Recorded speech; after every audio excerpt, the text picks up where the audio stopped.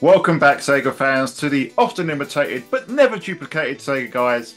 I'm Dan the Mega Driver, and here's the bug to my pepper. It's James the Segaholic. How you doing, mate? You're looking very snazzy in your Shiro shirt, if I do say so myself. Thank you very much, mate. I'm doing very well, and likewise, I see you're also sporting some Panzer Dragoon themed Shiro attire. No, chuff with these, mate. Absolutely brilliant. Loving it. Repping the favourite game on there as well. So, no, absolutely superb. How about yourself, mate? How you doing? Yeah, very good, mate. Very good. Recording right now. You know, we like to timestamp when we record these, don't we? What is it? The coldest night of the year, apparently. Apparently, the coldest January the 17th for 14 years or something like that. So a bit chilly. But you know, I'm in the t-shirt. You know, for the visuals. Get the guns out. Don't think these qualify as guns anymore, mate. But water pistols. Aye, it's pretty apt actually. Aye.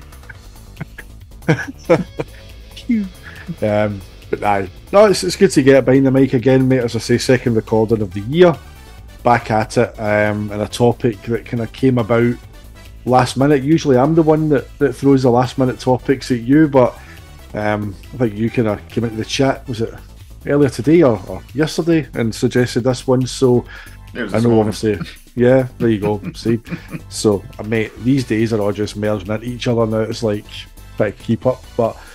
Aye, we've got Blogo next week, so we've got obviously this one tonight. Something very good to discuss, but yeah, it's going to be Sega Saturn related. Shocker. That's why I got the Shiro shirts. You've had a little pickup, haven't you, mate? You know, we've, I think by the time this airs, you would have shared. Hopefully, we would have aired your Sega Saturn demo this episode, and I think you felt inspired to pick that up. Yep, it is the bootleg sampler.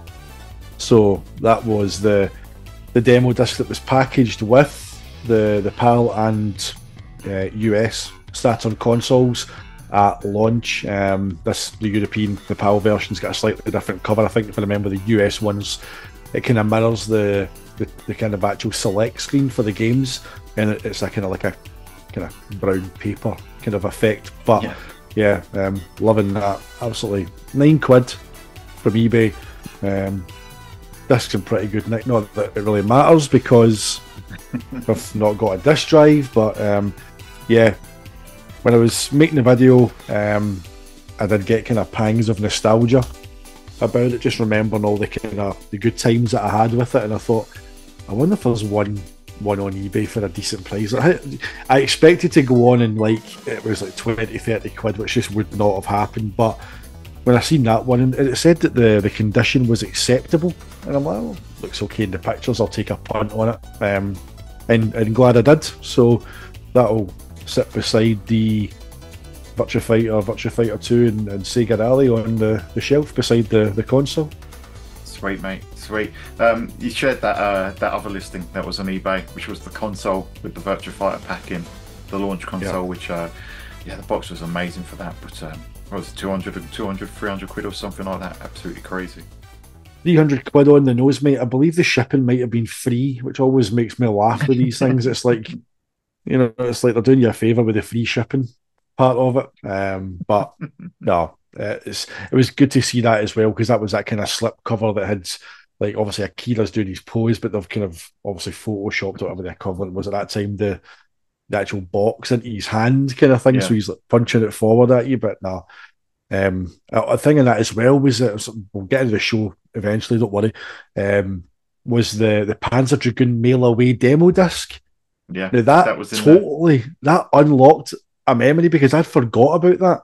And I remember, like, see, looking at it and see the pictures, I remember my uncle sending away for that. I remember him getting that through. And it's got the kind of spiel on the inside, the kind of, you know, congratulations on owning a Sega Saturn, you're about to experience blah, blah, blah. Just a big, you know, marketing spiel about the game and whatnot. But that was amazing to see that. So, yeah, I mean, 300 quid in that condition with the box. It's only 100 quid less in retail, so. Then launch, yeah. Still crazy price though. Saturn collectors, hey, you know, the amount of money people pay for this console, which isn't the most fondly talked about at time. it's got a bit of recognition these days, which kind of brings us on to the matter at hand. But yeah, I think this came about just, and it seems like I brought this up because I said I felt inspired from recent conversations on social media to kind of tackle this one. But we have actually got this one on the list, on the never-ending list for we'll ping at each other, Alan Partridge gifts, and I've got a pod idea. But debunking Sega Saturn myths has been on the agenda for a while. But Hmm. I think the conversations on social media recently brought this one forward as far as I was concerned. Yeah, and it is something that the list that we've got here, it is quite extensive. And as I say, we're not here to, you know, name names or who said this or they said that. It's more a case of there's certain things even before, the kind of conversations that were had recently, and the things that we've seen that this was a topic we wanted to cover. So yeah, this is debunking the Sega Saturn's myths. We hope Yeah, you enjoy it. yeah, it's something that seems to go away a little bit because, as we know, Saturn's been getting a lovely little renaissance with people Hmm. discovering it, people finding out these games, and the homebrew community, as we've seen in recent weeks, has been absolutely thriving, and it's just getting bigger and bigger with translations, fan hacks, fan mods, and entirely new ports all coming over. And then all of a sudden, it seems like some of the old bad habits have started popping up again. Yeah. And yeah, it's always been something that kind of grates a little bit because you always seem to. It feels like we're managing that revisionist view of the Saturn, the view that isn't kind of truthful. That's kind of this hearsay, and someone said it, and someone else has picked it up because too much of the narrative around the Saturn, especially in the socials on YouTube, especially years ago, and it still carries on. It's made by content creators that just copy what they've heard down the line. And it's people that aren't familiar with the console, people that, haven't gone and delved into its library and really found out what made it magical. And I think that's the frustration there. And Hmm. we said it time and time again, mate. You don't have to have been there. You know, there's people like Pandemonium Gaming, Pat Shiro, those two, you know, Panda was like I think he was born after the Sega Saturn, wasn't he? But I'm sure that's Panda's joked that he was in nappies when the Saturn came out or something. So, yeah. and he's a great example, mate, because he's come to this, he's experienced the system, he's played the games, he's looked at the history of it, he's looked at the architecture of it, he's understood it, and he's went in and he's looked at these. Smack that about. He's went in and he's looked at these games, um, fresh with fresh eyes, with no judgment, but obviously knowing what's out there in terms of a narrative. And he's become one of, if not the best documentary style content creators for the Saturn. His videos are second to none. Yeah. So it can be done, but for people to go out there, and this is going to sound very similar to the conversation that I had with David Mell. And I suppose to that extent, maybe it is good in that way because obviously that was on Editor's Corner and that's on Shiro, and we've put that out on our community tab and it's just done well and had great feedback. But I I think, think we'll put that in the show notes as well on this one. yeah, yeah, because it's a relevant discussion, and I think some of what's in that we'll cover here. But that was a lot deeper, and to hear Mel and Dave's views on it was fascinating. But excuse me, I just think it does come across as lazy. And as I've said before, the content that you're creating is a legacy, right? And some people might go, "Oh, shut up," it's like, no, we're just sitting behind the mic doing this for fun. And we do this for fun. We enjoy doing it, but we've got a passion for doing it. That the reason why we do it is we want to educate and inform. And I think if all you're going to do is get behind a mic with your mates, hit record, and just regurgitate what you've heard, but not actually have any experience to. I mean, it doesn't have to be experience from 1995. It could be experience for 2005, 2015, 2019, 2024. It doesn't matter when it is. But please, before you sit down and regurgitate these myths and these lies and these kind of hearsay stories, play the games for yourself. Go in with an open mind. Yeah, the graphics aren't going to blow you away.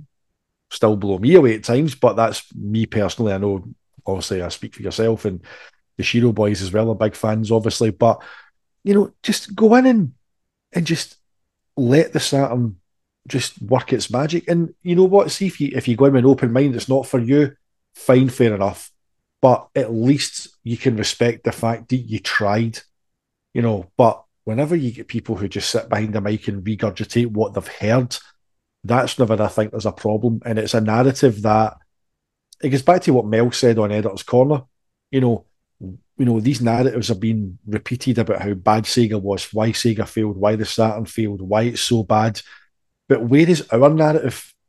Where is the narrative of the guys who were living these machines, who played these games when they were new, who took the time later on? Maybe they picked one up at a sale in 1998 for 50 quid with a bunch of games.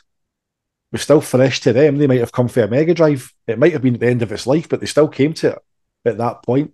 Where's their narrative? Where's the narrative of the people who picked it up maybe after Dreamcast?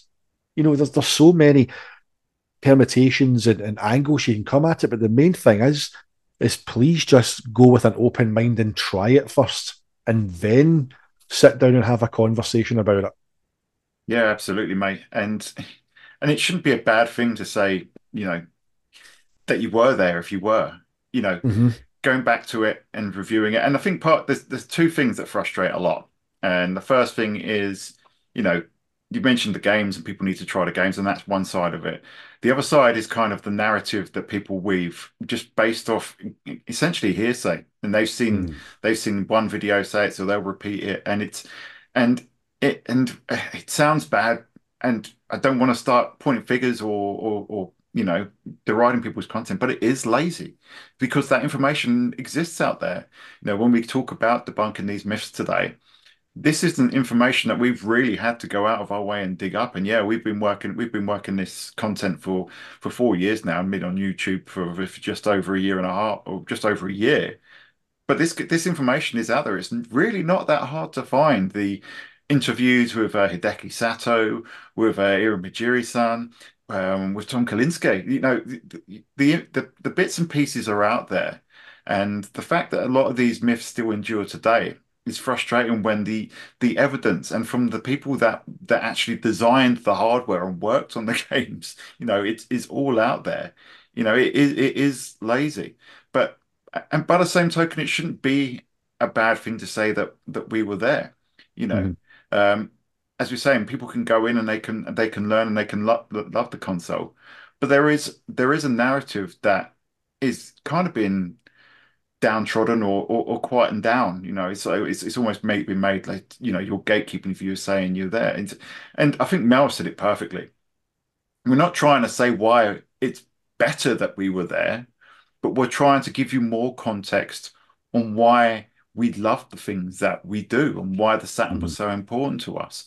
You know, it's not a bad thing to say that we were with the Saturn when it was new and contemporary, when Virtua Fighter 2 was arguably the best looking game on any home platform.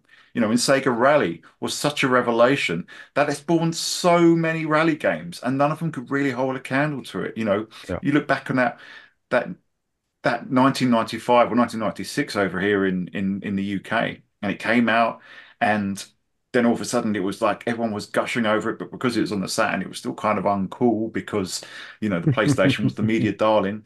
So then you had all the PlayStation's attempts to try and create a rally game, and there was loads, and the more successful ones were like V Rally and Colin McRae, but even they didn't quite capture that magic. And we saw all that, and we saw it all play out. We saw Panzer Dragoon and its sequels come out, and really just kind of wow with their visuals and storytelling. And they do it in ways that we look at it now and it seems primitive, but we kind of take for granted what Panzer Dragoon gave us, and seeing that play out in real time, actually watching that transpire, it was magical. And that's why we bang this drum and say that we were there. We were in the vanguard. We were in the trenches in the console war.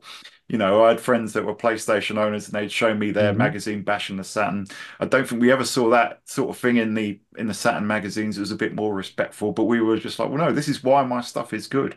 And and I suppose that lives within us today, is why we have that passion, is because we were, in the minority, and we were having to fight back tooth and nail to say, no, I haven't picked up this awful black box that the mainstream magazines or the PlayStation magazines keep telling you. It's actually really, really good, and I wish more Mhm. people would understand why it is good. And the thing is, people that played it back in the day when I had friends that I swapped my Saturn for a PlayStation for a while, and that's how I played Final Fantasy VII through end to end the first time and fell in love with that game. And by the same token, my friends fell in love with the Saturn. Same with N64. I swapped it with friends, and a lot of them ended up buying Saturn. So being there and having those memories is important. So that context is it shouldn't be lost. It shouldn't be, hushed down. And that's what people will get from us. Yeah, and I think it's as well that there's this accusation I see as well that if you champion the Saturn today, that you're trying to rewrite its narrative and make out that it was successful. Neither you or I or any Saturn fandom creator has ever tried to say Saturn was a success. No, But excuse me, but if you point out these positive things, whether it's the community mods, whether it's a homebrew, whether it's the hardware mods, whether it's games in the Japanese library, there are people who go, all right, so because all these things are good today, that makes it a success. And I'm like, no, it's enjoying a retro renaissance, which is true. And it's just going back to that point that you said about, and again, we repeated this on the editor's corner. It was like there is nothing wrong, as you said, by saying you were there. We should be proud, and we are, that we were there, but we don't use it to gatekeep. We use it to try and inspire, to educate, to inform. And one of the brilliant lines that Mel used, we're not saying you don't understand, we're saying please understand. yeah, And I thought that was absolutely brilliant. People, I think certain people get their back up whenever they see the Saturn being defended. It's almost like it's meant to be downtrodden, but we're not trying to rewrite history. We're not trying to make the Saturn out to be something that it's not. The why the Saturn failed has been done to death a million times. And there was actually someone replied to the comments on that podcast with myself and Mel and Dave, and they said exactly, and I thought it was absolutely brilliant. The time has come to stop talking about why the Saturn failed. Just stop doing it. We know why it failed. We don't need to keep having new yeah, videos over and over again.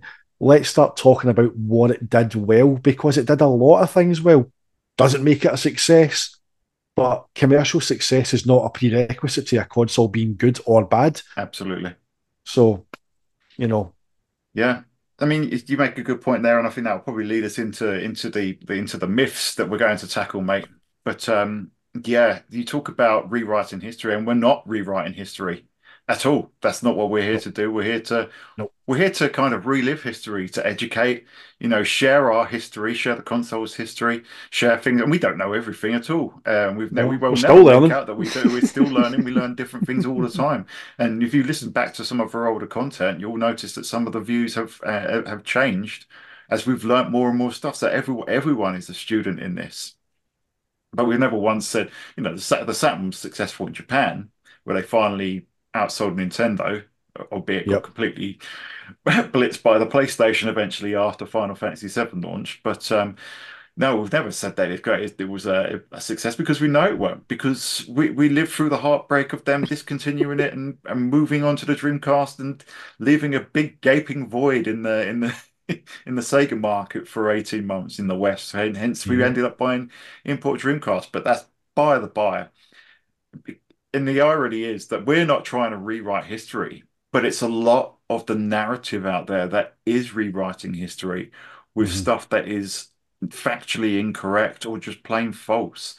And yeah, I think we'll get into some of those, mate, because they're quite interesting. I think we've covered these in separate conversations before when we had the response to Imagiri, we actually touched on a few of these.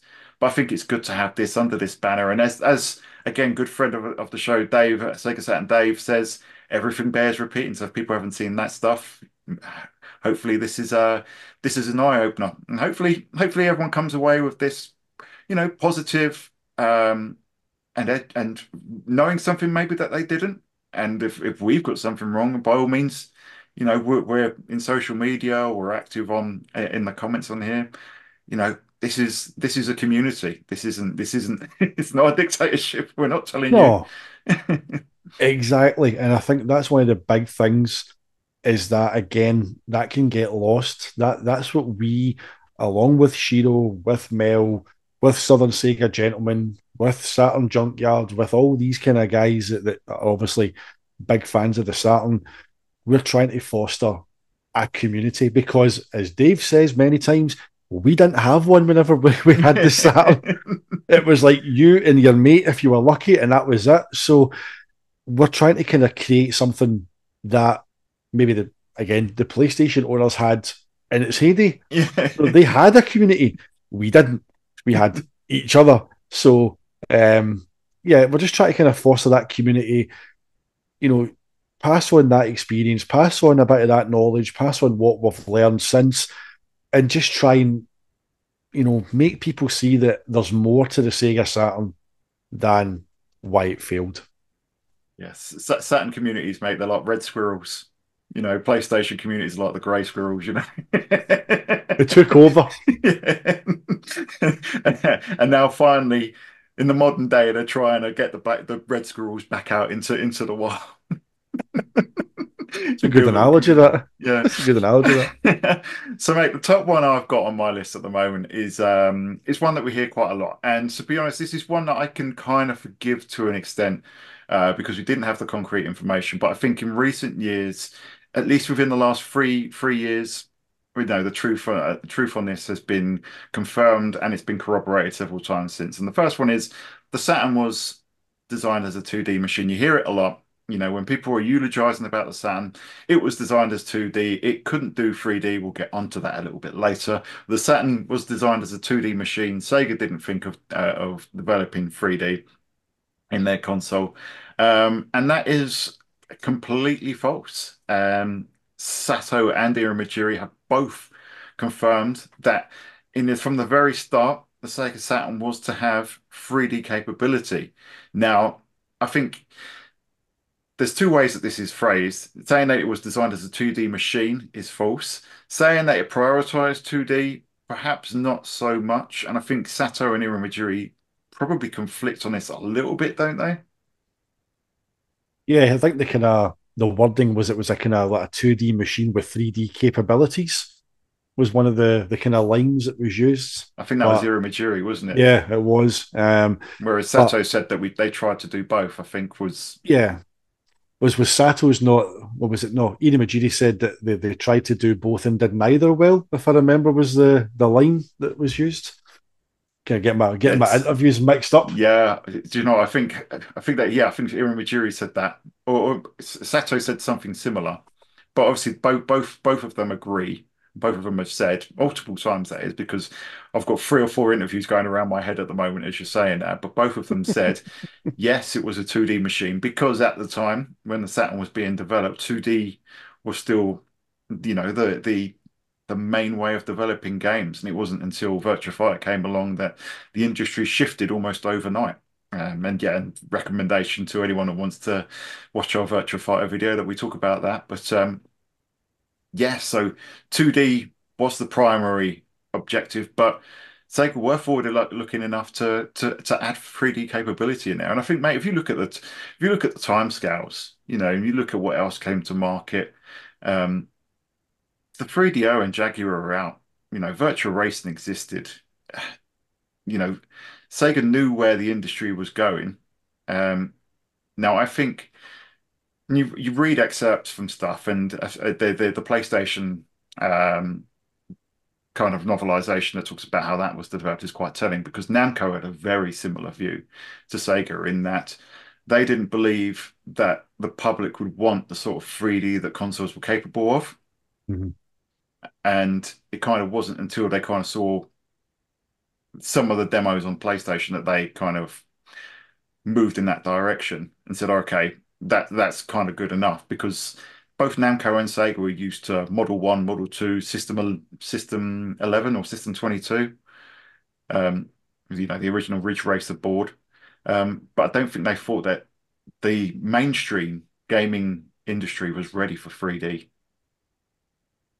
Aye, it was. I mean, if you look at the way 3D was, you said in consoles, even on like home computers, I remember there was a game on the Amiga called Stunt Car Racer, Yeah, and it tried to do like 3D kind of tracks and whatnot, and again, it was all kind of flat shaded, two tone, and it moved at about like 8 frames per second if you were lucky. It was so janky, and it at that point you couldn't ever have imagined that kind of that kind of visual style going any faster. Out with obviously if you've seen Virtua Racing, mind blowing. But aye, the industry at that point was in a transitional period, as we said before. The problem that Sega had was they were trying to keep up with an industry that didn't know where it wanted to go yeah, itself.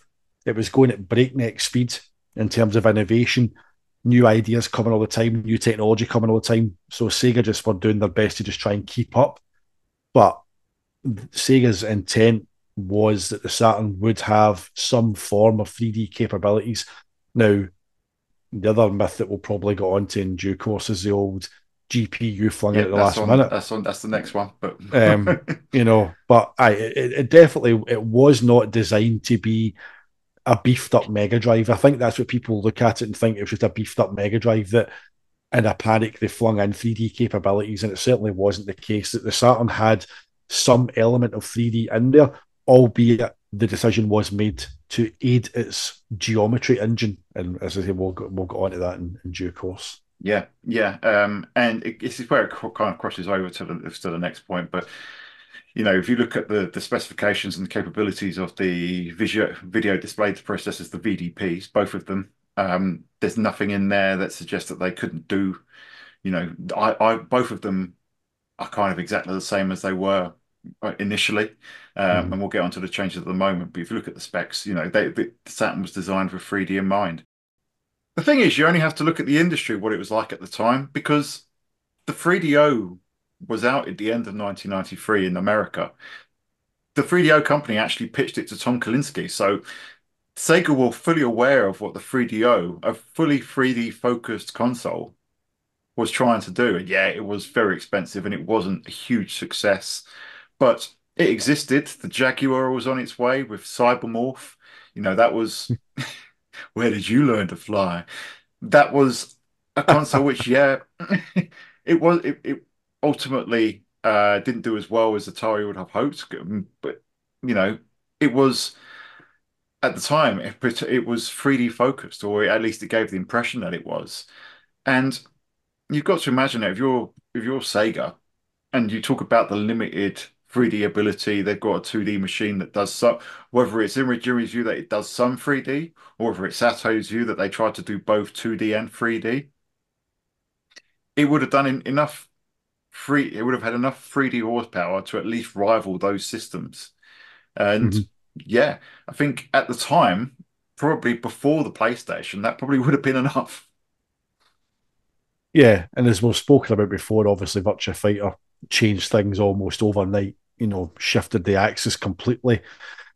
But I mean, the performances you say VDP 1 and VDP 2 were in there; they were part of the design. Yeah. That wasn't changed. So again, we're going to get onto it shortly when it comes to the kind of the whole CPU and GPU setup. But it would have more than bettered what the Jag and the 3DO were offering. But yeah, it's one of the most annoying myths, and it's one of the most commonly peddled ones. Is that yeah, it was a 2D machine, but they just threw in 3D. And it's like no, it would just. And again, it goes back to that point about laziness because that information isn't hard to find. Yeah. And again, the translations that have been done, the guys at Shiro have put, the Sato interview up there, the Iri Majiri interview. We've discussed the Iri Majiri and Sato interviews. There's tons out there. If you don't want to listen to a podcast or watch a YouTube channel, Sega Retro's there. One of the biggest, corroborations and collaborations of information about Sega on the internet. This is not hard information to find. Yeah, Yeah, it's not, but I think that's a nice segue there, mate, into the second myth. And I see it all the time. And I've read so many articles just this week. It must have bumped into about three or four. They said the Saturn could only focus on 2D, which he couldn't, as we just said, until a second GPU was added at the last minute. Now, we all know that there's two video display processors. We hadn't established the whole CPU GPU build then. Obviously, No, no. the console game was all like the Wild West. We didn't even have the concept of console generations back then. You know? But yes, there's two visual video display processors in the Sega Saturn. But once again, as confirmed by everyone that was involved with the Sega Saturn project, they were there from the very start. They were there when the system was initially designed. VDP1 and VDP2 designed to work in harmony, a lot like, and I think the idea was, I think this is in a Sato interview, that the idea was to make it look like an arcade board, which has Yes. various chips. And Yep. it's an approach that is really, and I said this before, it's very, very similar to the Super Nintendo. The Super Nintendo, in terms of the main CPU's clock speed, the CPU clock speed in the Super Nintendo is something like two megahertz compared to the Mega Drive, which was 7 megahertz. So the Mega Drive's blast processing was basically talking about the fact that it was so much faster than so it could brute force a lot of the Super Nintendo could do because the Super Nintendo had a bunch of special chips and special, software. Mode 7 in the Super Nintendo is effectively what VDP2 does, but VDP2 is Mode 7 on absolute steroids. Instead of one plane, you have up to six that can be stuck in, all over the place. They can be stacks. So yes, there's two GPUs or VDPs in the Sega Saturn, but that's not what was thrown in at the last minute because can you imagine if the Saturn only had, say, VDP2, that you couldn't do anything with that. That would literally just No, be background planes. exactly. It's in VDP one, which as we've seen was mainly used for Tomb Raider on Yeah, Saturn. And there's footage out there of if you actually break it up and move around, you can see the different sprites yeah, essentially that because the Saturn essentially uses sprite manipulation to do 3D, yeah, and it just basically shows them all break. It's like Inception. yeah. It it just all breaks away, and there's like gaps and stuff like that. But yeah, what you said there about the fact that CPU and GPU were not terms that were used by console gamers back then, and again, that goes back to that whole thing about kind of rewriting the narrative and saying things that weren't true because there's a kind of a caveat there to say that because the second SH2 was added, wasn't thrown in at the last minute. It was like it's not like 5 minutes before they went right, throw another one in, just chuck it in. But because the second SH2 essentially helps handle 3D geometry and calculations, that some try and use it as a kind of get out to say, well, it's helping it with the graphics. So essentially, it is. But no, an SH2 is it's a CPU.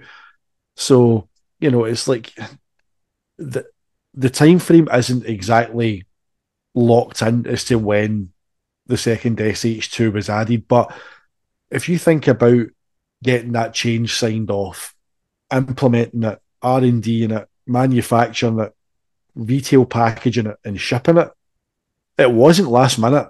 Yeah. It would have easily, I would say, be about 12 months plus Oh yeah. prior to launch. Now that is just my hunch. Try to take these things into account.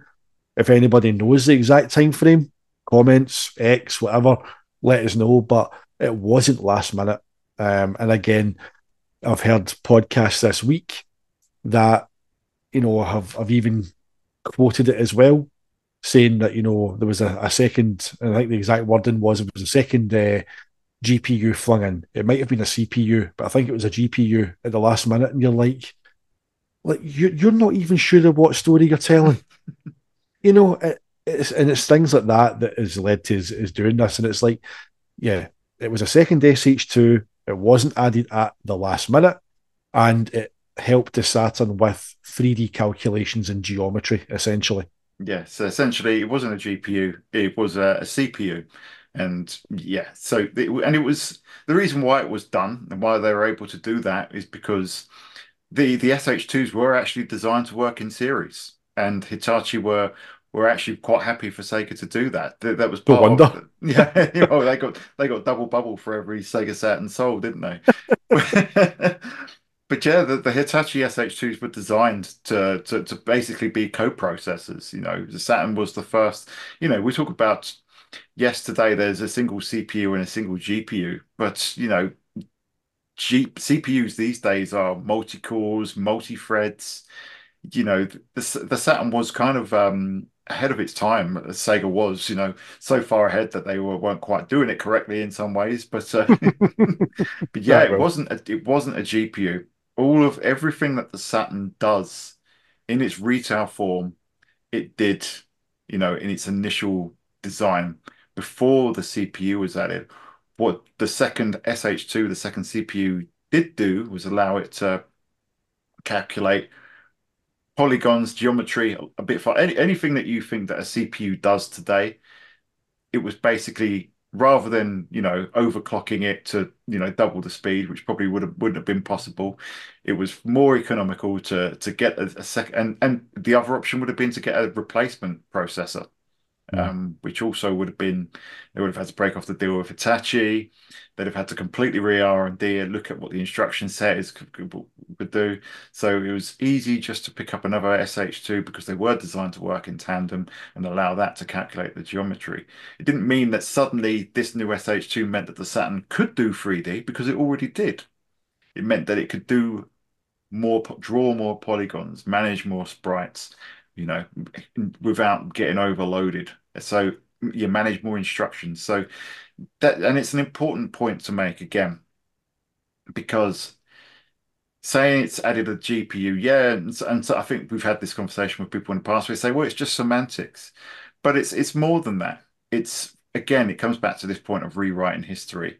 If you say it had a second GPU added, it's basically confirming the previous falsehood that the Saturn wasn't a 3D machine, that it couldn't do 3D at all, which is false. Saying that it's a second CPU to enhance the existing 3D capabilities is the truth, and that confirms again that Saturn was designed to do 3D, albeit slightly limited by the initial slower single CPU architecture. yeah. And the thing is, I'm just thinking as well, then, mate, it might even have been more than 12 months before because think about it. They've not just had the motherboard designed and made and then looked at it and went, we need a second SH2, I think. See that wee space between the RAM card slot and the soundboard, the sound chip. Just stick it there. There had to be a space for it to sit beside the first one. So the motherboard was designed with that in mind that they would sit beside each other as a setup. So again, they've not went all the way down the road with one SH2 and two VDPs, and then went, stick another one in there. Well, where? I just Yeah. just put it up. Just find a blank space and sit it there. It's not how it works. Just come on. Yeah, Use a bit of common sense into it, really. we're going to go off a bit of a slight tangent, but completely related now because I'm just it just makes me think back to a conversation I had with John Linneman and MD Shock John Harrison Mm. recently. Because when we talked about the Virtua Fighter, obviously having such an impact on the PlayStation architecture. And John Linneman's view was, well, that's impossible. It would have for them to get to the working prototype that they had at Winter CES 1994 from when Virtua Fighter released in October would have been impossible. And John from MD Shock said, well, the real thing was that they had a prototype version of the PlayStation, which did 3D, and they had a version that did 2D, and they managed to finally sell the idea of 3D to developers and push forward with that idea based on Virtua Fighter. Um, but the actual silicone, the actual prototype was done, months before. And you've got to imagine that since Sony are, trying to push it because um, God, his name escapes me right now. The father of PlayStation, Ken Kutaragi. Ken Tutoragi, was desperate to push 3D, and not everyone was buying into it because, as we said earlier, people were, the industry was solidly 2D focused based on tradition. Um, but he's trying to get people with buy-in, showing it to Namco and all these other, software houses. And Sega were aware of that. Sega were well aware of that probably before Virtua Fighter came along. Mhm. So yeah, they definitely had that SH2 in scope well before the end of 1993. Probably about the same time they finalized the PlayStation 1 design. Yeah, you know, last minute, mate. It flung in. That's what you do. You just throw throw it. Just It's like just take the four screws, open up, and just fling it in. Just yeah. madness. But yeah, I think it's important to note here that the falsehood is that a second GPU was added. It's not a GPU, it's a CPU. So there we go. No more mistakes, people. No, I'm hoping that yeah, as we say, mate, I'm hoping that this is, people just take something away from this. This isn't trying to run. It's just kind of to just build a better collaborative and accurate history around the Saturn, mate. So hopefully that's Yeah. what people are taking from this. Aye, exactly. It's not. And we said that before we hit record, mate. We're not just going to sit here and rant, but it's like nobody's going to listen to our rant. But it's as we say, it's a topic that we are passionate about. And whenever you see these things getting used time and time again, there comes a point where you've just got to speak up. Yeah. The next one's quite an interesting one. The Saturn was underpowered, and this is an interesting one purely because it's looking at certain examples. So, was the Saturn underpowered? I don't think it was, and I think it's been proven that it isn't. Was it badly designed? Arguably less. Was it difficult to code for? Absolutely. That's well documented that it was difficult to code for. Um, but when you look at the results, and I think what the examples that I always come back to are kind of the the PlayStation 1 ports that came to the Sega Saturn. Die Hard Trilogy, for example, is Mm. pretty pretty poor on the Saturn. I do love that version for various reasons, but it's, obviously a notable step down from the PlayStation. Yeah. But I think what's lost a lot is not just the difficulty in coding for the PlayStation, but in the fact that the Saturn and the PlayStation, albeit the one common thread that they share is the fact that they neither of them renders polygons as we know them today. And John Lineman has said this before. They both rendered polygons completely differently, and they weren't true polygons. And even Hideki Sato said that PlayStation and Saturn didn't do this polygon generation; they did pseudo polygons. Mhm. It's,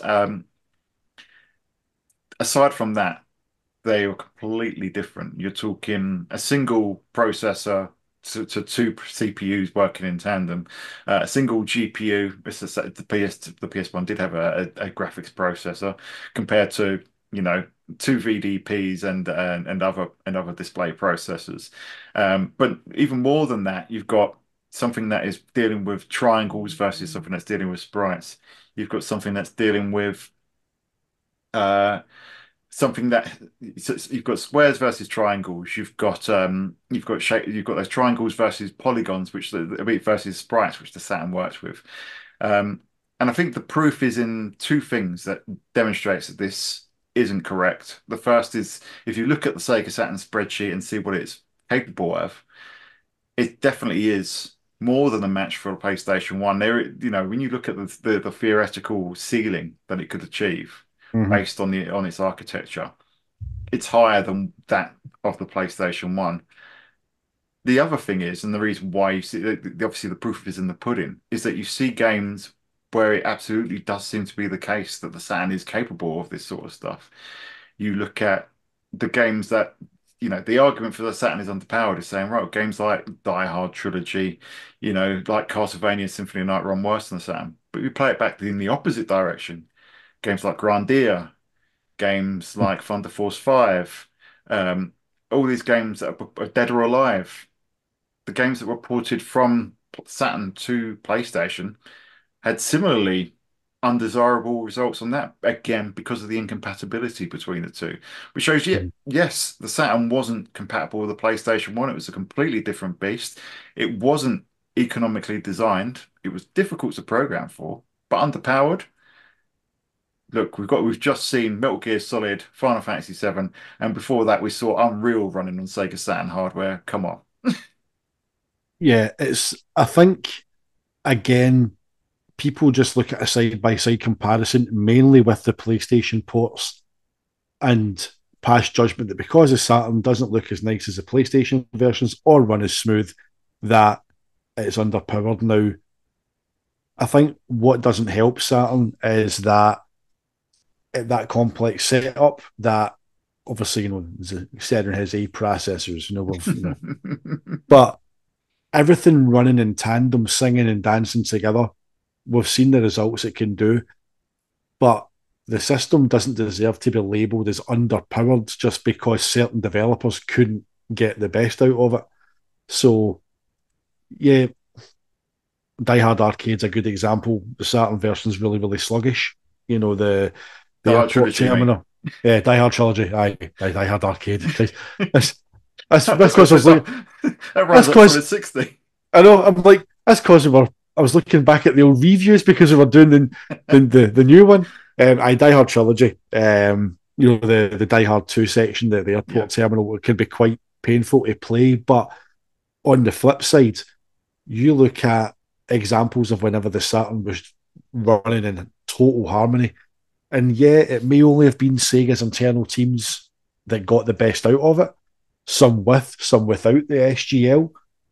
But games like Knights, games like Panzer Dragoons Vi, Virtua Fighter 2, Sega Rally, Virtua Cop 2, and people are going, these are all arcade ports. But yeah, at that time, arcade was where the future was. That was if your system could show it could mimic that level of technology, you were doing well.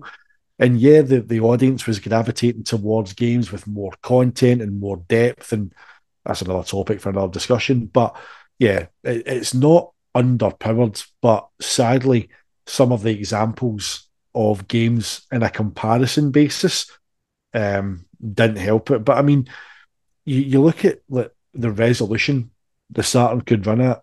Okay, so in the Big Three video that went out a while back, now at the time of recording, it was only recently, but when it comes out, this video it'll have been a while back. But it's 704 by 480 on Saturn, and it's a 704 by 512 in PAL territories because of that PAL optimization to get it running the same, speed and size, no borders as on PAL consoles. But Virtua Fighter 2 on the Sega Saturn, resolution wise, outperforms Model 2 on sheer resolution. Yeah.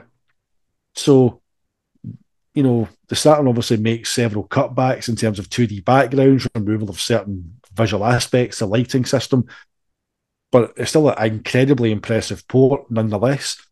But it's hitting a resolution that's way beyond anything that was being done at that time. Yeah. So again, it may have taken the absolute best at Sega to make the Saturn sing, but when it did, my God, it had some amazing results. But unfortunately, people look at Wipeout, Die Hard Trilogy, Wipeout 2097. They even look at Tomb Raider, despite it coming out on Saturn first. The PS1 version is often held up as, and I suppose in terms of lighting, slightly smoother edges, bit of better texture work, frame rate. The PS1 version is superior in that regard. But again, it's you can't just take a comparison of a handful of titles and that's your kind of barometer for, yep, that's less powerful than that. Yeah. There's more to it. Yeah, it's much more nuanced than that. But yeah, and Destruction Derby is another one. And it's quite funny when you think of the whole history of Sony and Psygnosis. Sony nearly went to sell Psygnosis because they were making these ports for the Sega Saturn and N64. I thought those ports were almost sabotage. I love the Wipeout 2097 port because of the analog Analog. control, but Yep. all of them are kind of like hey, you can play this here now, 8, 12 months later. But do you realize how much better they are on the PlayStation? They're almost a death knell to the console itself. But yeah, the Saturn was capable of some amazing things. Virtua Fighter 2 was a 3D game. There's 2D elements in it that replaced the 3D ones in the arcade. But yeah, it was the highest definition game on a console for a very, very long time. Probably up until the end of the Saturn's lifespan. It's remarkable what they managed to do with that. And you look at games like Burning Rangers that came out in 1998, which, the verticality and the lighting effects, it's more than it's for me if it was a bit more polished and had less polygon glitching, which you think is probably down to the development time because the Dreamcast was obviously on the horizon, Sonic 2 refocusing onto Sonic Adventure. You look at Burning Rangers and it's a match for anything on PlayStation. Metal Gear Solid that came out that same year on PlayStation. Panzer Dragoon Saga is a very impressive looking game. And even if you go into 1997 and the whole Sonic's world in Sonic Jam is fantastic looking. Yeah, So the Saturn was extremely capable and it's very versatile. It's just unfortunately without the tools that developers needed. And we're not going to sugarcoat it because this is all down to Sega. They yeah, miss, and I think that's the point you have to kind of reconcile this with, because we're not going to stand up right now and say Sega were perfect. no, We know they made a complete hash of the Sega Saturn. It was a commercial disappointment because they mismanaged it. The library in the West was restricted because they didn't get the right tools out, and because it was a pain to develop for. This is all on Sega, but the performance of Sega in that period does not make the console itself and the fantastic games on it less worthy of praise. yeah. You're absolutely right, mate. There's no sugarcoating it. I mean, if they had, lodged it later, as we've discussed on previous shows, if the SGL had been ready, you know, to roll out from the start, who knows what could have happened. But yeah, Sega's management in the West of the Saturn was criminal. The surprise launch, bringing the Western launch forward, it was just absolute madness. The stories about, there's corroborations or different versions between Japan and Sega of America, who was to blame. They're blaming each other, still blaming each other to this day. As we've seen for the recent interviews, there's still a wee bit of needle in there as well, I think, either way. But yeah, Sega made mistakes. We know that. And that, again, that's another thing that you see getting pointed at creators who try and kind of champion Saturn is that, but you try to paper over the cracks and mistakes that Sega made. No. As you said, the mistakes that Sega made as a company have nothing to do with what the chipsets inside the black box under your TV were doing. Yeah. Those business decisions had nothing to do with the performance of the box. Yeah. So no, Sega made mistakes. Everybody is more than happy to hold their hands up and, and admit that. But you can't penalise a system and try and rewrite its history based on decisions that a company made on when to launch it or whether development tools were available. What it did whenever it was, used properly by competent developers and rookies. Let's not forget. Let's look at Virtua Cop. Team of rookies put that Yeah. together. Even when I was doing the Big Three video, I was reading interviews with Tetsuya Mizuguchi about the team that he put together. 6 people without using the SGL. And Mizuguchi was the only member of AM3 who was there. He's just standing supervising. Yeah.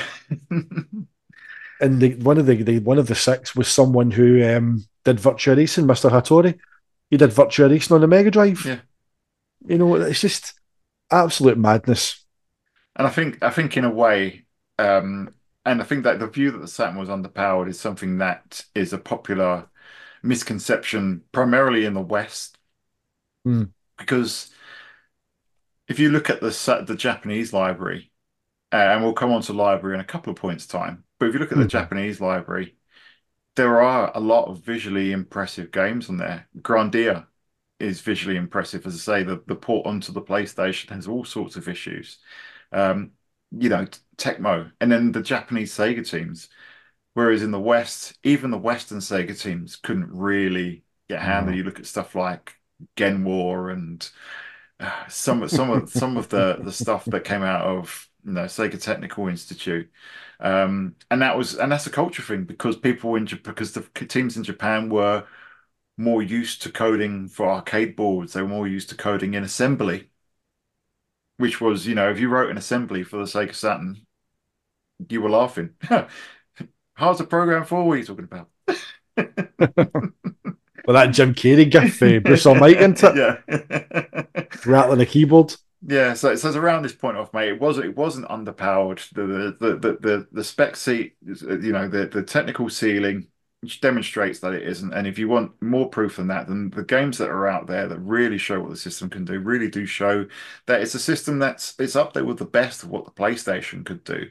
And there's suspicions, there's games that came out late in the console's life that give the hint that it could have been capable of so much more. And I used to think we'd never know, but hey, we've got our modern community porting Unreal, Metal Gear Solid, Final Fantasy VII that runs at a far smoother frame rate than the PlayStation original. So the sky's the limit. Maybe one that we are starting to see that the Saturn had so much more to give. Yeah. The stuff that's been done by the community is insane. The work that Frogbull is doing, those demos and the one that the video he put out recently to address the claims that he was faking the video, Yeah, running his Metal Gear Solid 2, Metal Gear Solid 2 is his Dreamcast demo, Metal Gear Solid on the Saturn with enemies, and now with the lift coming down and the red light that comes down as the alarm goes off as the lift comes down, running brilliantly, and it's got that gorgeous kind of Saturn texture look to it, obviously, yeah, but he's running it on a Fenrir ODE. yeah. It's Amazing. there on real hardware. Well, hopefully one day we get to get our hands on a build of it and give it a try. But um, you know, you've got to imagine that he's working on the next stages. Are we going to see when Snake goes up the lift? He comes out and he goes, "A hind D, Colonel. What's a Russian gunship doing here?" See, Saturn fan, but I did have a PS1. I have completed Metal Gear Solid. Thank you. Oh, I've You completed it know, many times. Favorite brilliant game on a game. PS1. Favorite game on a PS1. Brilliant game. Yep. But okay, the next one, mate, is one that we kind of had to have a caveat to. But the one thing that you heard all the time in the 90s when the Saturn was in its heyday is the Sega Saturn can't do transparencies. It can only do the mesh effect. And to a degree, it was right. And I think have you ever seen the Game Hutter video? So this is the ex-Traveler's Tale stuff. Um, Ah, yes, yes, talking yes. about how they did Sonic 3D, Toy Story, and Sonic R. And they have and the point that we're going to make is that Sega Saturn could do transparencies, but there were certain things, that restricted it. Um, and I think the fact that it had to convert quads to triangles and they were kind of overlapping. So when you do that, when you did make a transparent polygon or transparent sprite, and you have to loop it over, and then you have to do every other pixel. One pixel's there, one pixel, so you get the mesh effect. Um, but yeah, it ultimately, yes, because of the architecture, it had trouble, but it could do them, and there are some good examples of it. Yeah, I mean Sonic R is one of the best ones. Not just the shield bubbles, or the shield you get that kind of magnetizes the rings, and you've got Yeah, the final stage, the bonus stage as well at the end. It's completely transparent. The whole track is completely transparent. You're running along, you can see the stars and the sky all below you. It's yeah, absolutely gorgeous. And I think it's VDP2 would have been responsible for doing proper transparencies. It would be the VDP1 would obviously, if they were trying to do the transparencies at that part, that kind of would have led to your more mesh effect, but Yeah. the kind of the stuff we were seeing done with VDP2 in terms of transparencies is when you actually seen something closer to real ones. Like you look at the water in the canyons of Panzer Dragoon Yeah. Saga, totally transparent. You can see all the detail on the kind of the riverbeds and the kind of the rock formation sticking out the water. You can see the bits that are underwater clearly. Shoot the fish. Yep, absolutely amazing. It was there, but again, we're looking at titles that were coming out later in its life as people were getting used to the hardware, knowing what to nip and tuck and what to use each VDP for. Whereas unfortunately, you would then get stuff like Wipeout that came out earlier, which would have like the mesh shields, and even Yeah. on 2097, you had the laser trails that came out the back of the vehicles, and oh look, they don't look like lights; they're all meshy, and it's Yeah. like, oh, for God's sake! Well, yeah, it could do them. It was just a case of using the hardware in the right way to get that result as best it could be. Yeah, absolutely. I mean, you had early stuff like Guardian Heroes, where some of the cloaks are like transparent. Keo Fine Squadron 2 has got the transparent waterfalls, which look Mm-hmm. stunning, and they're very VDP2 heavy. Um, and Burning Rangers has a couple of 3D platforming sections that are on transparent platforms, and obviously the fire is translucent Fire, as well. yeah. I was Which playing that earlier today as well, Burning Rangers, and was just blown away again by how great it looks. Honestly, just such a nuanced, clever game. Really is. it really is. And then we have stuff like the Dracula X, Nocturne Mm-hmm. of the Moonlight, where the HUDs, as programmed by Konami, were all mesh effects in the original. But, the team behind the mod for the English translation have completely turned those into pure transparency. So Mm-hmm. it could be done. And there are still some parts that aren't transparent in Simply the Night and the Saturn, but it just goes to show that it could do them. There were still limitations. It wasn't as easy as PlayStation.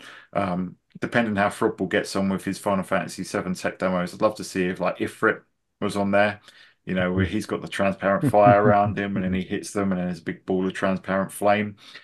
Could the Saturn do that? That would be interesting. But yes, it couldn't do them as well as PlayStation, but it could do them. Exactly. It was all about using the hardware in the right way and making design choices as to what aspect of the visuals we're going to use, which VDP that Yeah. you could do them. So I say Sonic R is a great and readily available kind of example. If you've got it in your library just now, you can put it on and see for yourself easily. Pick up a shield, to say get the magnetized shield that picks up the coins for you. Get to the last level, just stand there, even race it, just stand there and look around at Yeah. the ground. Just look at that lovely purple, pinky kind of Mm. track. Just look at the stars. Look at the sky below you. It Amazing. changes it changes color, doesn't it? Radiant Emerald, Yeah, different yeah. colors. It's That's different it. section of the track of different colors. Yeah, Beautiful yeah. stuff. So the next one I've got, mate, is a doozy, and you know what? It boggles the mind that we still hear. I've done this in two parts. So it boggles the mind that the first part still gets spoken about today, and the second part may be a little bit controversial, but I think we'll be in agreement on this. So the two that I've kind of meshed together are one, the Sega Saturn has no good games. The second is that the Western library was poor. So it had no games. I think by now anyone that's watching this should know that that's patently false. You know, the the total Saturn library is well over 1,000 games strong. Multiple times larger than every other console that launched in that generation, apart from the Sony PlayStation, of course. And it's got some absolutely fantastic games in there. We've got episodes dedicated to Japanese gems. We've got episodes dedicated to the brilliant arcade ports. There's just no shortage of games when you're looking at we'll talk about the Japanese library and the Western library first, and then we'll move on to the kind of the Western library in isolation. But there's no shortages there, mate, and we're still discovering brilliant stuff today. Yeah. The Japanese library is, I think, Jason Madison described it best. It's an Aladdin's cave. a Pandora's box. I think was two of the terms that he used. And there's just so much to discover. And in a way that the Japanese library, and you and I have both imported certain stuff in the past, kind of, I've said before, after I got my Dreamcast and I kind of started working part-time when I was at college and uni, and I could afford to start to dabble in going back and buying more import stuff. Hmm. I would get, it was the more the kind of popular stuff like your X-Men versus Street Fighter and, your maybe your 4 MB RAM games and stuff like that. But now having ODEs, having the mod community, the Japanese library, it does give you more of an insight into just why the Saturn was so successful or popular in Japan, because that library is, even if you take everything that we got in the West and then add all that to it, it's a completely different system Yeah, almost. much. It takes on a totally different viewpoint. And the games that we've been, blessed with the opportunity to play, stuff like Dragon Force 2, the Shining Force 3, Scenarios 2 and 3, Bulk Slash, Stellar Assault SS, Vandal Hearts, Dracula X, Nocturne in the Moonlight. It's just there's so many things now, and I can't wait to see what's still to come. Yeah, Shadows of the Tusk is coming single player in English as well. There's just so much happening, and again, criticisms that have kind of been labelled as, oh, you can't use the mod community and what they're doing now to say Saturn's a success. Again, we're not saying that, but we're being given an opportunity to play these games in English and get an insight into just what the Japanese players enjoyed when they were there, in yeah, a way, and the stuff that's been done is phenomenal, as we've spoken about before. The Bulk Slash stuff, the Stellar Assault stuff, they're employing, you know, voice actors to redo not just the spoken dialogue on screen, but actual cutscenes and things. So the amount of effort is amazing that's going in.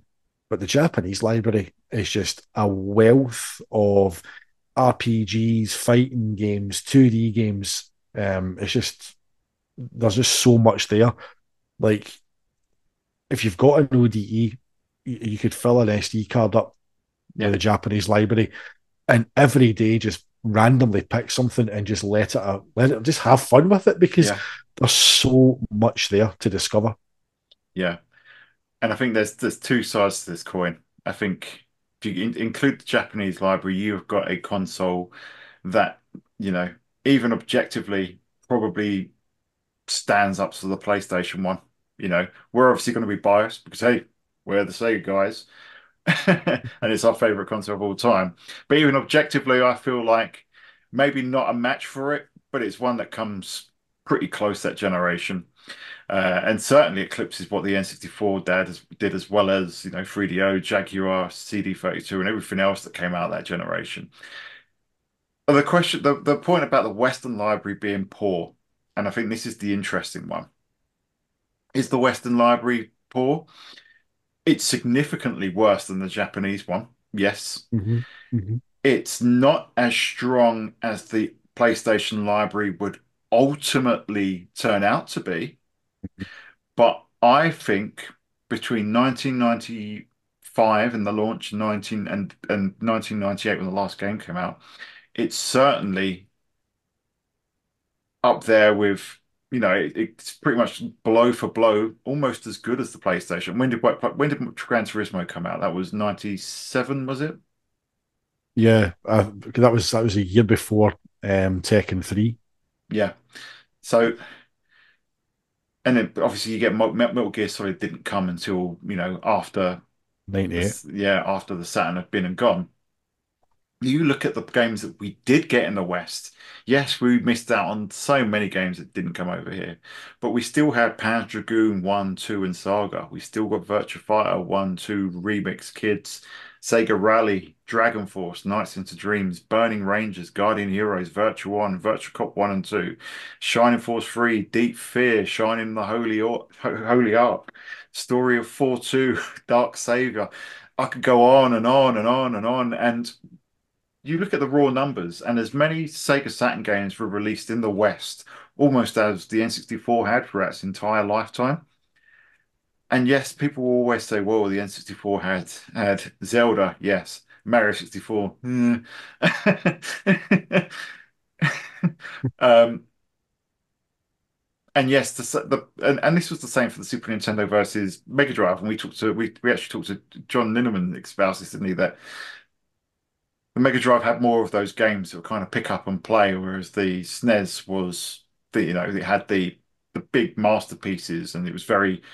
If you ask someone what their top 10 SNES games are, they're probably pretty much all going to be the same top 10 all the time. But if you ask for Mega Drive ones, they're going to get a range, and it's the same Hmm. with the Saturn and the N64. Anyone that does the top 10 games for the N64 is going to do Mario 64, Mario Kart 64, GoldenEye, Ocarina of Time, and now I'm struggling. Majora's Mask. What is it? Sticker says he has this thing about the N64. He says it only has six good games, and I'm struggling to name a sixth one at the moment. But I'm not. And I'm Lilac Wars is great. Lilac Wars is actually my favorite N64 game. And I do enjoy the N64. But the point that I'm trying to make is there were so many good games on the Sega Saturn in the West on its own, and the first party output was actually far in excess of what Sony had done for the PlayStation 1 in that same window and what the N64 had from Nintendo again in that same window. So, yes, the Western library was smaller, was more limited than the Saturn library in general when you include Japan. But it's not a bad or limited library. It had fighting games, RPGs, you had racing games, you had arcade games of all sorts, you had simulation games, you had all sorts of sports games. If you're, and I know one of Sega Lord X's biggest issues is the fact that we didn't get decent ice hockey games or American football games, and I can kind of Hmm. understand that. But in Yeah. terms of every other genre, I thought we were well serviced. Yeah, that point you made about the library for Saturn between 95 and kind of 97, 98, kind of matching, look, obviously PS1 at that point. If you think of the four possibly biggest games, so I'm talking about Gran Turismo, Final Fantasy VII, Metal Gear Solid, and Tekken 3. They're all late 97, early 98, Yeah. or mid 98, at a point when the Saturn is dying. So it's a fair point to make is that, again, people will throw those four games at you as a kind of rebuttal, but they came out, and people will go, well, it doesn't matter when they came out. But well, the point we are making is that at the time when the Saturn was active, it was still blow for blow, first party wise, and a couple of third parties. You know, your Exhumed and Duke Nukem 3D, Quake, stuff like that, the Tantalus stuff, um, the Treasure stuff. That it was trading blow for blow. There was plenty of content out there. I mean, it's something you see a lot is that people go, oh, the Saturn had no good games. And even people saying the ports of arcade games that it did were poor. You know, recently had someone say that Sega Rally is a bad port. Um, and then in the same breath they hadn't played it. But, no, there's so much good stuff out there. Again, if you just open your eyes and look for it. Yeah. And it's not difficult. Like there's something for everybody. What you're talking about the N64, again, not just because we're the Sega guys. This was even back when I was an Amiga player, when I was a Spectrum player, when I was an Atari ST player.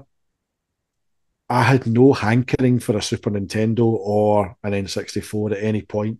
You know, Nintendo games have never done it for me. I've tried. I bought a GameCube. I had the first DS. I imported a Game Boy Advance, a purple one with F-Zero. So I have tried, but even got a Wii, and that Wii would eventually get traded in towards a PlayStation 3 at launch.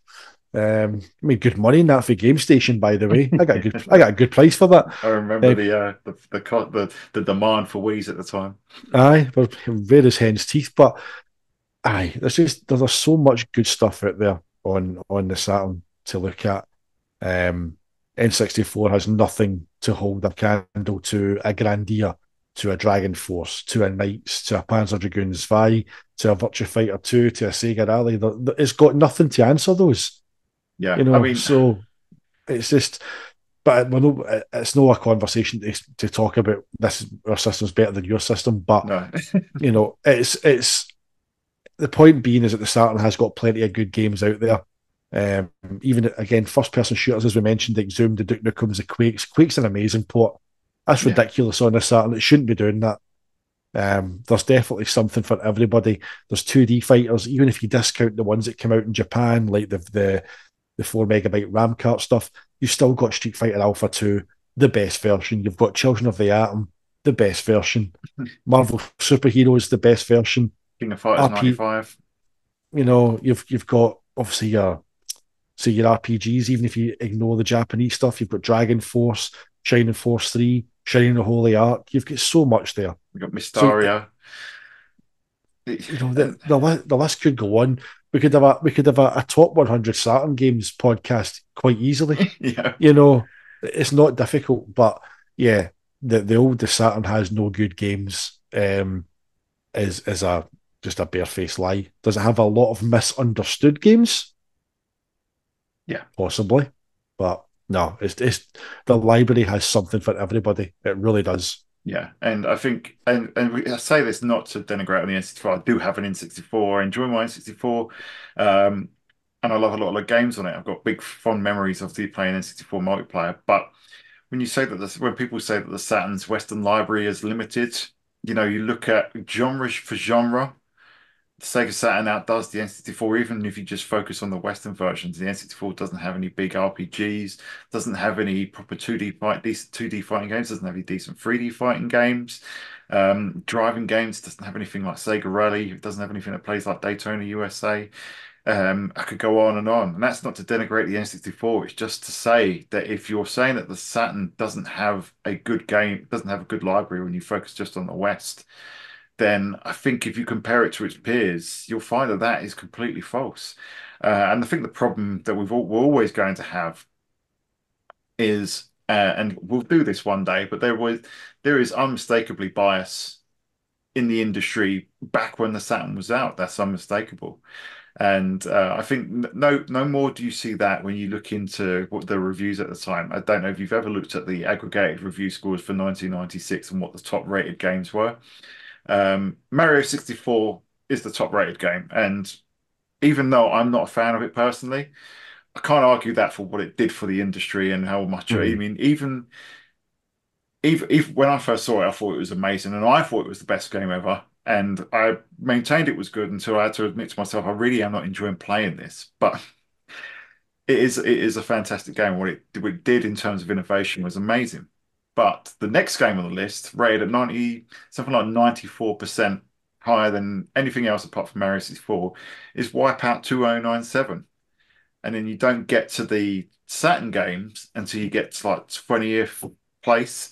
Nights into Dreams, like 87%. I mean, in what universe is Nights into Dreams not as good as Parappa the Rapper is higher than Nights into Dreams? No, no, no, no, no, no. Yes, yes. Kick, punch, it's all in the mind. Which, No, love Parappa the Rapper, but come it's on. no, it's here. Parappa the Rapper. I remember I got a demo disc for the PS1 when I played that, and it was a great laugh, good fun, but higher than Nights into Dreams. I think the problem we had back then is that the gaming media and gaming public and gaming retail were in awe of PlayStation. There was a lot of they were just totally romanticized by it, and it showed. I mean, Wipeout 297. I love Wipeout 297 on the Saturn and on the PlayStation. I played it on the PS1 before I played the Saturn version. I've got so many fond memories. The Cold Storage soundtrack, the track that's set at night with the rainfall, with the kind of the red neon lights. Playing that in PS1 for the first time, that blew my mind. It looked incredible. But would I say that Wipeout 297, a futuristic racing game with weapons is better than Nights into Dreams.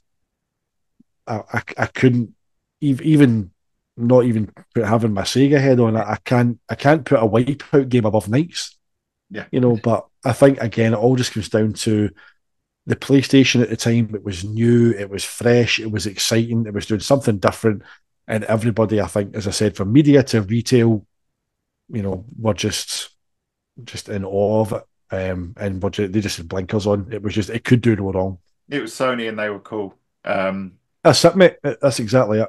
And yeah, I mean, look at this, and I see Tekken 2 is the fourth best rated game that year. Fighters Mega Mix down at number 28, below Soul Edge, which is 11th. And I think Mate, Soul Edge should be above Tekken 2. well, I have to disagree there.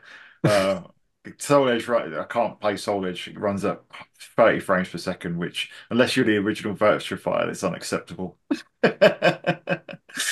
But I think the reason why this is a pertinent point, and the reason why we bring this up, and the reason why it's important to discuss this around the whole that Saturn doesn't have any good games, is you can't trust retrospective views of people that I haven't played them, and B, some of the journalists or top 100s that look back, you can't even trust the reviews that we see here that we're looking at on Wikipedia. There are fantastic games that people love on the Sega Saturn, and people did love on Sega Saturn once you get into kind of the less biased reviews. But the ultimate thing is play it yourself. There's so Yeah, much to play. There's so much to play. There's something for everyone. I'm sure you'll find something you'll love. The Saturn had a solid, wasn't spectacular. The Western Library wasn't spectacular, but it had a load of great games in it. And yeah, if you if you delve into the Japanese library, you'll get even more than that. So yeah. And what you said there, mate, about people doing reviews if they haven't played the game, retrospectives if they haven't played the game.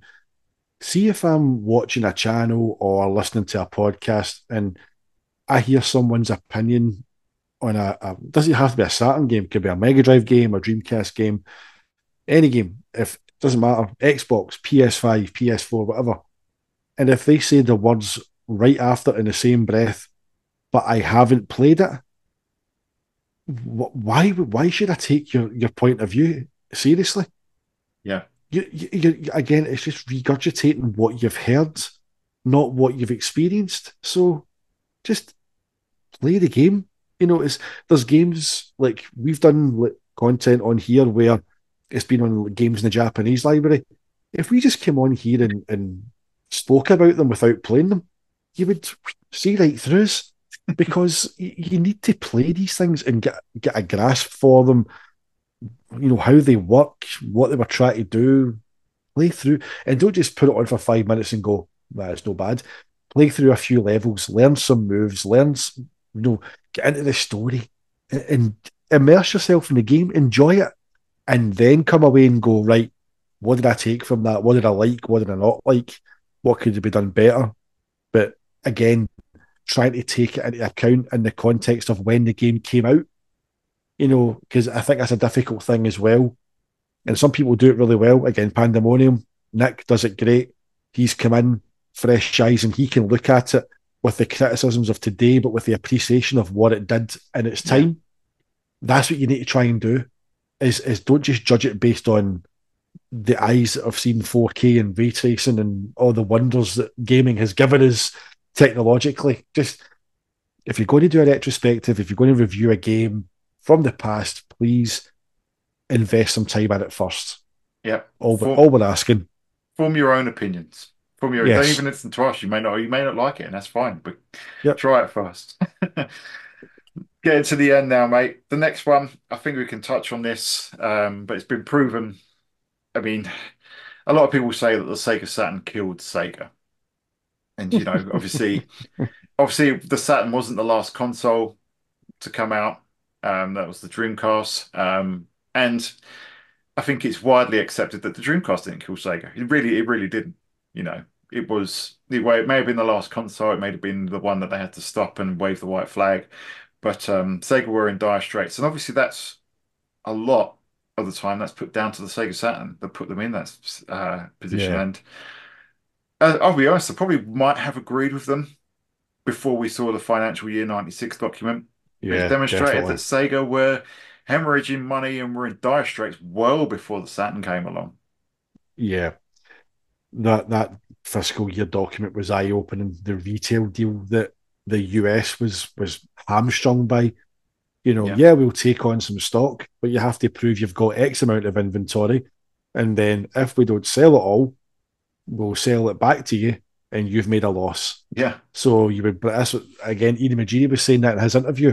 Sega America will bring all this money in, then the stuff wouldn't sell, and then they had to buy it all back, Yeah. and there was no profit. So it looked at a glance like they were making money hand over fist, but at the other end, they were losing it. So, yeah, I think I'm sure it was Mel did a video about the kind of the tail end of the Saturn's life and I'll try and find it. I'll put it in the description if I can. But he did like a chart, and it was basically showing like Sega's like it wasn't like the market cap, but it was like cash reserves and like a declining line, and Mm. it basically showed that the Saturn kind of ate into what small reserves, if any, Sega had, Yeah.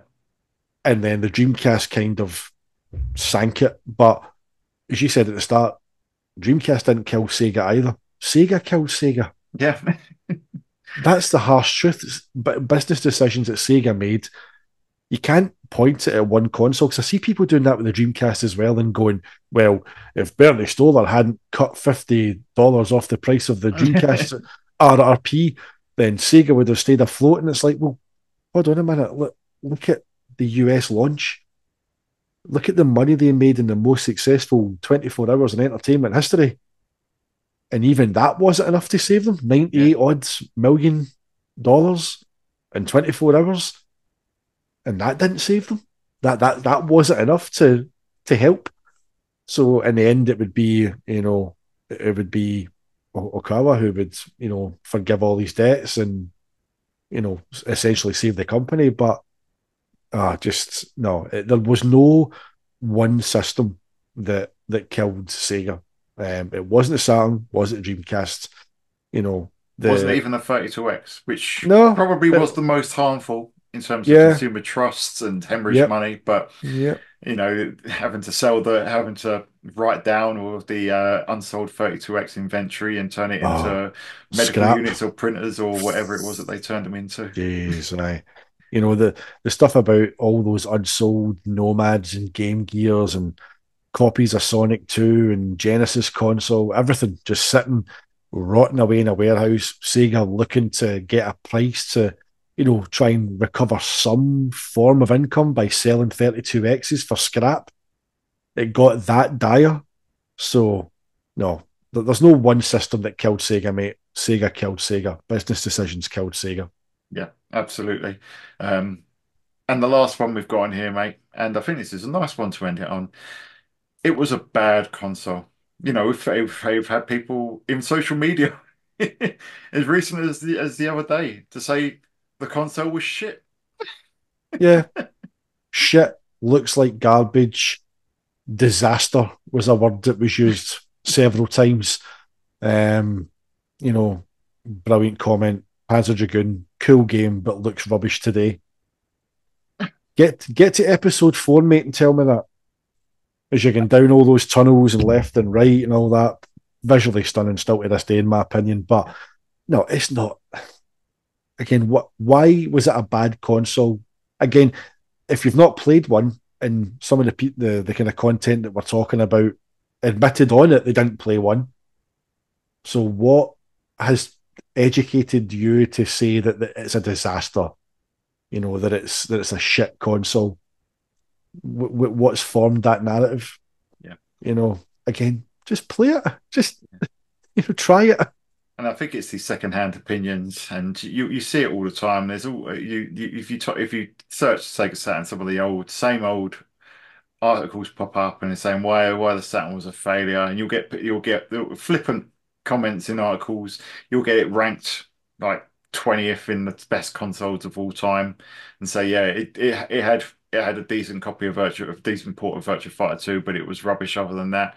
And it is just this cursory view that people are overgiving it and not investing the time, or just repeating other stuff that they've seen or read it or heard elsewhere.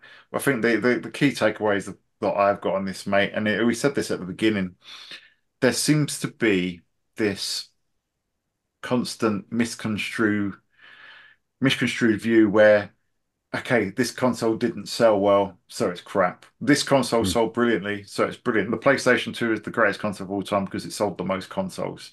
By that same token, is the Wii the the second best console of all time? It's Is the Switch the third best console of all time? You know how yeah, that must be getting up there now. yeah. Maybe the Switch is number two, but sales don't equal quality, and and quality is always going to be something that's subjective. Yes, there's going to be, you know, more objective views of what's a great game. But you look at the Saturn objectively, and there's brilliant stuff on there. And I think the way to say is it a bad console? You wouldn't have us eulogizing over it all that, like we do now if it was. You wouldn't have Sega Lord X, who's says it's his favorite console. You wouldn't have the fantastic Shiro group, Saturn Dave, Pat, Dan Frax, Nick Panda, all those guys and the fantastic stuff they do. You wouldn't have the amazing modding homebrew community that are going back, recreating Sonic Extreme in various forms, you know, righting the wrongs that we saw in the Sega Saturn in its lifetime in terms of, ports that weren't what they could have been on the Saturn hardware, such as Castlevania, ports we may have should have seen like Final Fantasy VII and Metal Gear Solid, you know, tidying up games, improvement games, and these people have a passion. And I think we talked about this in the previous podcast, where for some reason it seems like the people that are pushing the envelope aren't the ones doing it on the Dreamcast. They're doing it on the Sega Saturn of all the consoles. The console that is, the one that's less romanticized about in the West is the one that does seem to have the biggest and most ambitious homebrew community. Mm. And it's fantastic. It wouldn't have that if it was a bad console. It wouldn't have it if it was underpowered. And it wouldn't have so many fans if the library wasn't good. Yeah. And I think as well, people will quite cynically put that passion and the noise around the Saturn down to, or as it's just a retro renaissance. And it's like, well, no, like we've got these memories of this system that we had as a kid and our teens, even later on in life, maybe young adult, whatever what time you came to it. But and again, just because we were there and played it when it was new, that's not enough to turn and go, and that's why it's good, because we're not here to tell you we are right and you're wrong. But where you are wrong is if you've never played one and you simply turn around and go, oh, it was shit. Well, why was it shit? Because it sold crap. Well, let's put things in perspective, shall we? The Sega Saturn sold more worldwide than the Dreamcast. Not by much, and primarily in Japan. But then again, the Dreamcast primary market was probably the US because it bombed in Japan and it bombed in Europe. So, try to use the argument that it had one market propping it up. Well, realistically, so did the Dreamcast. I had a very, So, I had a you very know, funny exchange recently. I love the PC Engine. I've got a PC Engine.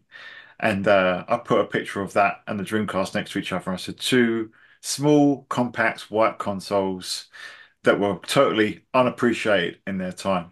And someone replied and said, the PlayStation, the PC Engine was a success, sold loads in Japan. What are you talking about? A PC Engine sold less in Japan than the Sega Saturn and sold less worldwide than either of the other two consoles. But for some reason, it held up as a success. And in fact, it's a fantastic console, and anything that we say, a lot of what we say about, the Saturn and the fact that it wasn't popular, but it has some brilliant games, could be applied for that, and it could be applied to any console. Was the Sega Saturn a bad console? Absolutely not. Is there such a thing as a bad console? Probably. The Atari Jaguar. and some of the consoles from kind of the second generation are in for a shout. But every console has redeeming features, even if you don't rank the Saturn as highly as we do. I'm sure there's stuff that you'll find on there that you'll enjoy in its vast library of over 1,000 games. It's not a bad console on that basis. You just No. need to discover what it is that's going to make the Sega Saturn special for you. Yeah. And again, if you are coming at the Saturn for the first time, whether it's just as a casual player, a content creator, whatever, try and put yourself in the position of someone back in 95, 96, 97, when you are coming from perhaps a Commodore Amiga or a Mega Drive or a 32X, and you see Virtua Fighter 2 running for the first time, or you import X-Men versus Street Fighter in the 4 meg RAM cart, and you see that fluidity of animation, no loading times, one stage to the next, boom, boom, boom. You know, you see Sega Rally running, you pick up a Virtua Gun, play Virtua Cop, you play Panzer Dragoon. Just try and imagine what it must have been like to see those games at that point, whether it's as a kid, a teenager, a young adult. If you've never played it before, just try and appreciate how we seen it. And again, goes back to that point Mel made.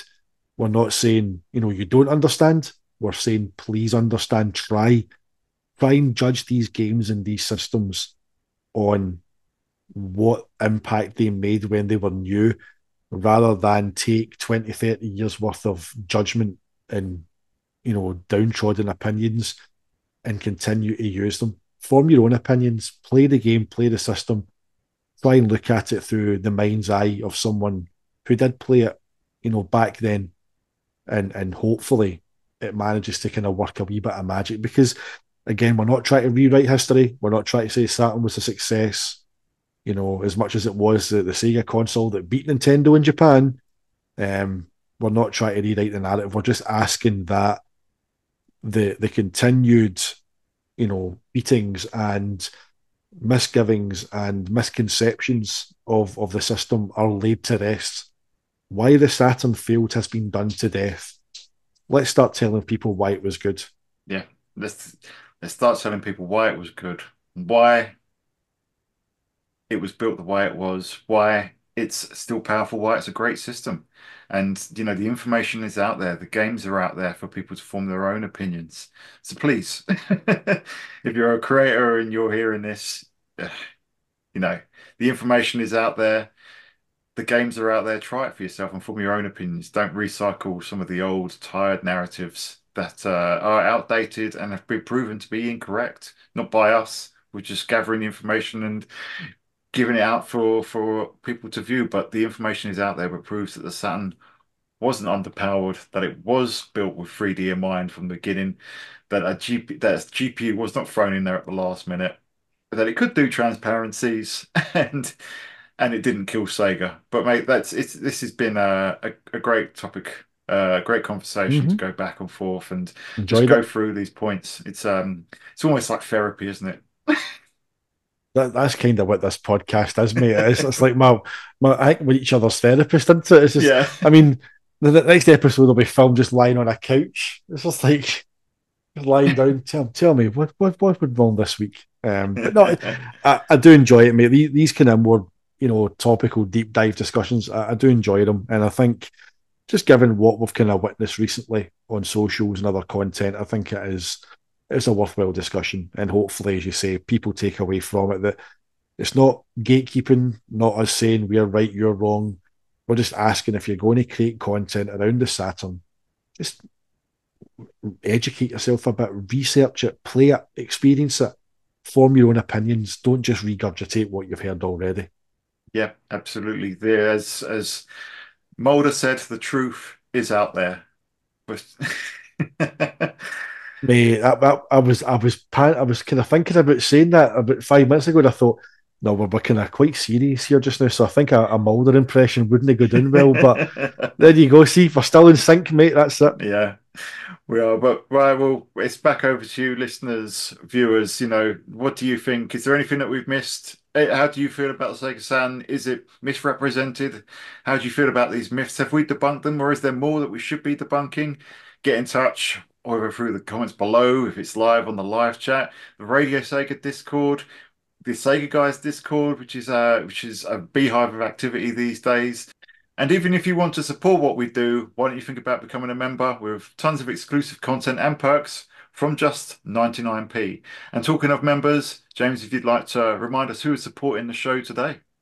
Certainly can. We have I Am Mikowski, we have Stiff Peaks, we have G-Man, we have Sega Saturn Lad, and we have Andy Mackey, our premium members. But thank you very much to all of our members and our subscribers. I mean, if a monthly subscription, isn't your thing, no problem at all. We appreciate you, supporting us by, liking, sharing, subscribing, getting involved in the comments, joining the Discord, getting involved on X. Any support and engagement is appreciated. So thank you very much, everyone. As we said, we just want to build a community of like-minded Sega fans here. But yes, that'll do it for today. So until next time, you must play Sega Saturn. You must. And we will see you on the Sega side. Sega!